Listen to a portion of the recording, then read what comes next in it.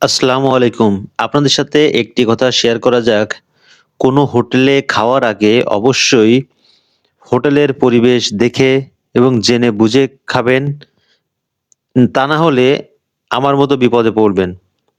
এই হোটেলটি চুয়াডাঙ্গার দর্শনাতে আল্লাহদান হোটেল। হোটেলটি পরিষ্কার-পরিচ্ছন্ন, মোটামুটি পরিষ্কার-পরিচ্ছন্ন আছে। আমি রেগুলার এখানেই খাওয়া-দাওয়া করি। যতদিন আসি এখানে খাওয়া-দাওয়া করি, কিন্তু হঠাৎ আমি দেখলাম যে টেবিলের নিচে তেলাপোকা। প্লেট খাবার খাচ্ছি, হঠাৎ প্লেট সরিয়ে দেখি প্লেটের নিচে তেলাপোকা। দেখুন কিভাবে নড়াচড়া করছে। এমন দেখার পরে আপনারা কি খাবার খেতে পারবেন? কমেন্ট করে অবশ্যই জানাবেন।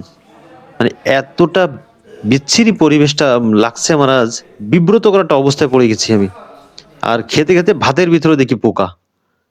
ভাতের ভিতরে পোকা এবং টেবিলের নিচে পোকা, তেলাপোকা। মানে খেতে লাস্টের দিকে দেখি এই অবস্থা। আমি কি বলবো? ১ম খাচ্ছি ভালো, দেখতে পাচ্ছেন ভালোই খাচ্ছিলাম। কিন্তু খেতে হঠাৎ যদি এমন হয়, আসলে অনেক খারাপ লাগে বিষয়টি। এই হোটেলে ১ পিস খাসির মাংস ৳১৮০ এবং গরুর মাংস হাফ প্লেট ৳২৪০ এবং ফুল প্লেট ৳৪৮০।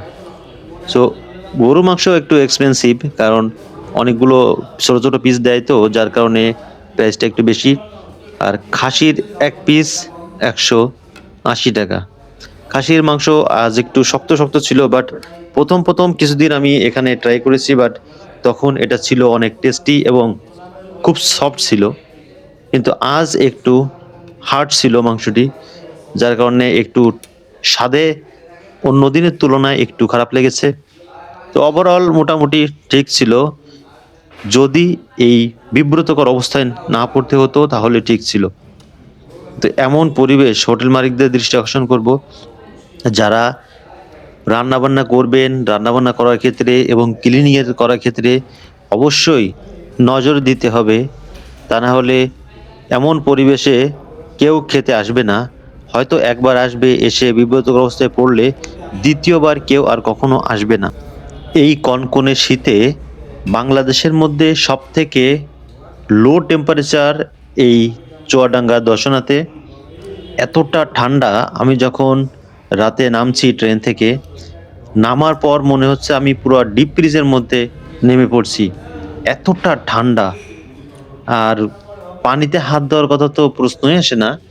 যখন আমি ফ্রেশ হওয়ার জন্য একটু পানিতে হাতে মুখে পানি যখন দিই, মনে হচ্ছে হাত মুখ পুরো অবশ হয়ে যাচ্ছে। প্রচুর পরিমাণে ঠান্ডা। আপনারা যারা এই উইন্টার সিজনে খুব ঠান্ডা ভালোবাসেন এবং ঠান্ডা উপভোগ করতে চান, অবশ্যই চুয়াডাঙ্গাতে চলে আসবেন।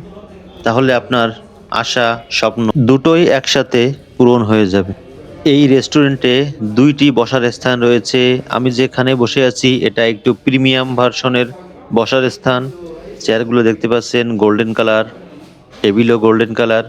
বাট অন্য এক সাইড আছে যেটা আরো নোংরা পরিবেশ।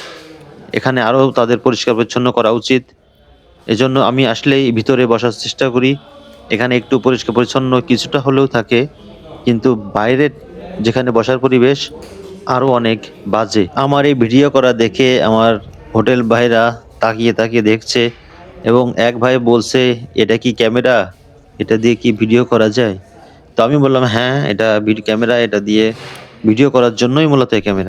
আমি আছি এখন চুয়াডাঙ্গাতে। এখানে যে এতটা ঠান্ডা পড়তে পারে কল্পনাও করতে পারবেন না, কতটা ঠান্ডা।